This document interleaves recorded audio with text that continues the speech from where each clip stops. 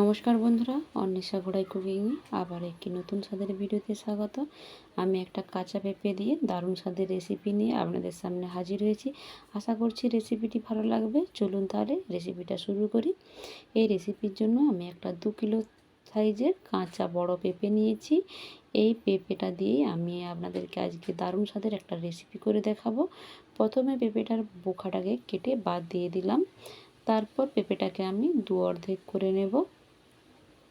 এই রেসিপিটা শুরু থেকে শেষ পর্যন্ত অবশ্যই দেখবেন, স্কিপ করলে বুঝতে পারবেন না। আশা করছি রেসিপিটি আপনাদের ভালো লাগবে, তাই অনুরোধ রইল শুরু থেকে শেষ পর্যন্ত দেখার। অর্ধেক করে নিয়ে আমি অর্ধেকটা নিয়েছি, নিয়ে একটা চুলার সাহায্যে এর খোসাটাকে ছুলে ফ্রেশ করে নিয়েছি। সবুজ অংশটা একেবারেই বাদ দিয়ে ফেলে দিতে হবে, আর ভেতরের আতিটাকেও ছুরির সাহায্যে আমি বাদ দিয়ে দিচ্ছি। দিয়ে ধুয়ে ফ্রেশ করে নিয়েছি। ফ্রেশ করে নেওয়ার পর আরেকবার চুলার সাহায্যে পাতলা পাতলা করে একটা আস্তরণ তুলে নিচ্ছি ওপর দিক দিয়ে। আমি 2 রকমের বানিয়ে দেখাবো, আপনাদের যেটা সুবিধা হবে আপনারা সেটাই ট্রাই করতে পারেন। আমি এই রকমভাবে অনেকগুলো পাতলা পাতলা করে তুলে নেব।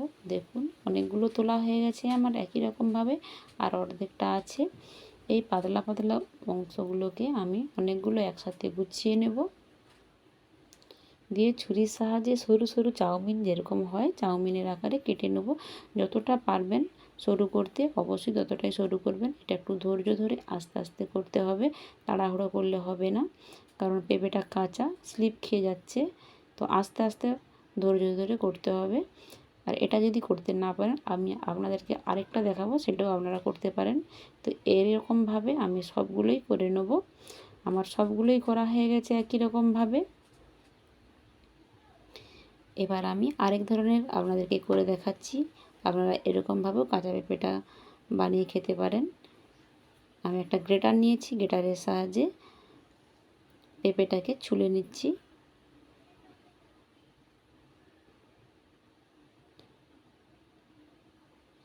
আমার সবগুলোই গ্রেটারের সাহায্যে ছোলা হয়ে গেছে এবং সরু সরু করে ঝিরিঝিরি টাইপের হয়েছে।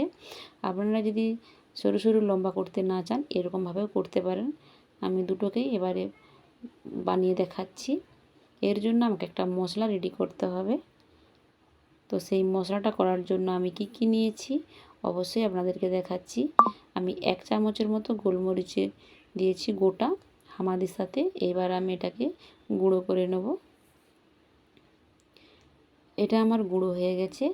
100 গ্রামের মতো আমি চিনেবাদাম ভাজা নিয়েছি, ওটাকেও আমি হামাদির সাথে আধ ভাঙা করে নেব। একেবারে গুঁড়ো করে দেব না, অর্ধেক গোটা থাকবে অর্ধেক অর্ধেক ভাঙা হবে, এরকম একটা করে নেব। 5টা কাঁচা লঙ্কা দিলাম, এটাও আমি ওর সাথে থেতো করে নেব। এরপর এটা সরিয়ে রাখলাম। একটা আমি বেদানা নিয়েছি, বেদানাটাকে কেটে আমি ছাড়িয়ে নেব। এইভাবে আমি বেদানাটাকে কেটে ছাড়িয়ে নিচ্ছি। এই রেসিপিটা যারা ডায়েট করেন কিংবা ব্রত রাখেন, অন্যান্য ফল খেলে অ্যাসিড হয়ে যায়, গ্যাস অম্বল হয়ে যায়, কিন্তু এই রেসিপিটা বানিয়ে যদি খান কোনো রকম গ্যাস অম্বল অ্যাসিডিটি কোনো কিছুই হবে না। উপরন্তু এর মধ্যে মিনারেল ভিটামিন কার্বোহাইড্রেট সমস্ত কিছু এই পেঁপের এই রেসিপিটা থেকে আপনি পাবেন। তো এরপর আমি ওই মশলাটা দুটো পেঁপের মধ্যেই দিয়ে দিলাম। ওপর দিকে বিট লবণ দিয়ে দিলাম।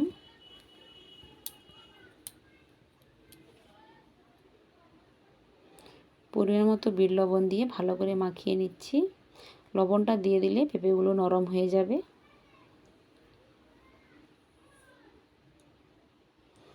যারা ডায়েট করেন প্রত্যেক দিন ডায়েটে এই খাবারটা অবশ্যই রাখতে পারেন। এবার আমি এর মধ্যে কিছু বেদানার দানা দিয়ে দিলাম।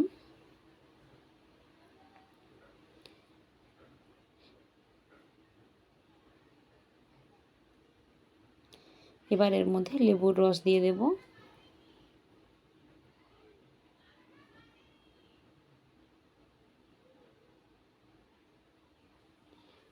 রসটা নিংড়ানোর পর ছিবড়াগুলো এর মধ্যেই দিয়ে দিচ্ছি, কারণ এই ছিবড়ার যে একটা সেন্ট হয় ওর মধ্যে মিশে গেলে সেন্টটা খুব ভালো লাগে খেতে খাবার সময়।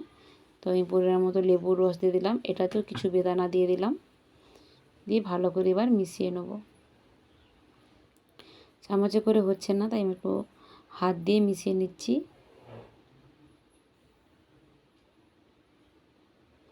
সুন্দর করে হাত দিয়ে মিশিয়ে নিচ্ছি। এটা খাবার সময় মনেই হবে না যে আমরা পেঁপে খাচ্ছি, যেন মনে হবে চাউমিন কিংবা রেস্টুরেন্টের দামি কোনো খাবার খাচ্ছি। এটাকে আমি একটু ওপর দিক দিয়ে সাজিয়ে নিয়েছি বেদানা দিয়ে। তো দেখতে দেখুন খুবই দুর্দান্ত লাগছিল।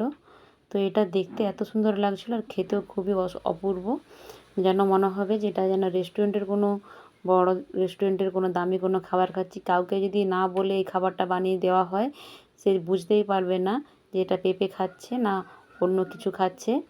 তো আমি এটা খেয়ে আপনাদেরকে দেখাচ্ছি, দেখুন যেন মনে হচ্ছে পুরো চাউমিন খাচ্ছি।